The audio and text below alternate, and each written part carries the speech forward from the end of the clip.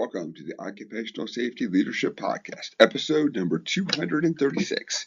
In today's episode, we're just going to do a thought exercise on a lone worker policy. You know, this isn't a podcast about you should consider this or consider that. Well, actually, I take that back. I really think people should consider some form of a lone worker policy. It really depends, obviously, on the hazards of your workplace. You may already have one. Um, you might find if you're in a really big company, it's governed by the HR um, department and all of that stuff. Um, but this is just kind of more of a thought exercise of if you don't have one and you're going to put one in place, what are you going to cover and not cover? Because somebody's always first to work.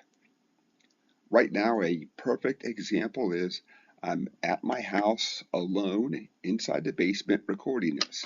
I could literally have a heart attack right now and nobody would know for probably hours. My wife and kids will probably be home in 4 or 5 hours.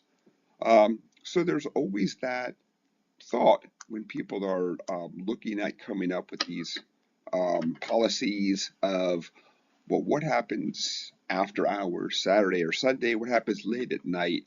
And it's really easy to factor in things like we're not going to handle acids, we're not going to do high voltage, we're not those types of activities. But when we think about, well, how about the people who work on the, let's just call it admin tasks? You're working in a cube farm, you're coming in early, maybe you're staying late. I do know that at several places I work for people who want to work on their performance review in silence, very private. They will come in on a Saturday and do that. So there's a lot of things to really sit down and consider.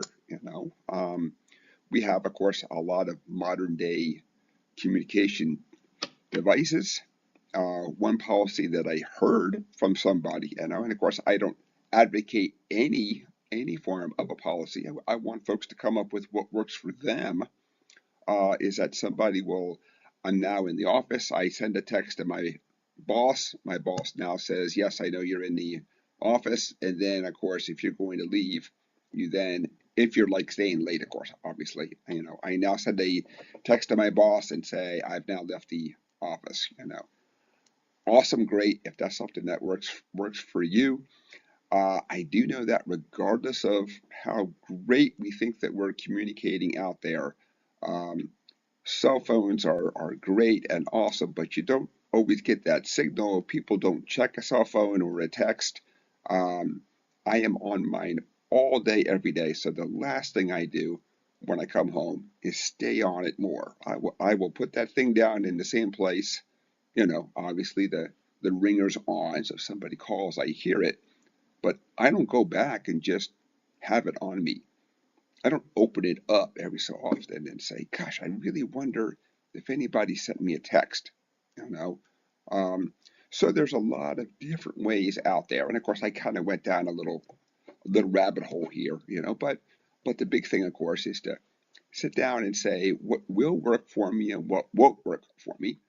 You can also choose not to have a policy. That's okay. That's okay too, of course. But obviously, when something happens in the workplace, they want to sit down and say, well, how do we make sure this doesn't happen again? Um, so the big thing to take away from this, I guess, is just if it's something that you want to do, literally sit down and say, this is going to be the parameters of what we say. You cannot work all by yourself. Just like if somebody is inside the lab and going to handle acid or going to handle other things, do you say you must have a second person within eye or earshot? Must that second person be 50 feet away in case they have to rinse their eyes, get in a safety shower? Different things like that. So with that, at this point, I think what I'm doing is just droning on. So I want to conclude episode 236, where we sat down and talked about making a lone worker policy if you don't have one. If you do have one, because there are times when I've shown up and I've taken on a new job and somebody says, well, you have to go back and figure out what that policy is. Um, and so if you're just coming on board, it might be something that maybe your company has, you hadn't really considered it yet. And now after you hear this, you go back and say, well, what do we do have out there? And with that, I want to thank everybody for joining me. My name is Dr. David Ayers. Thank you and have a safe day.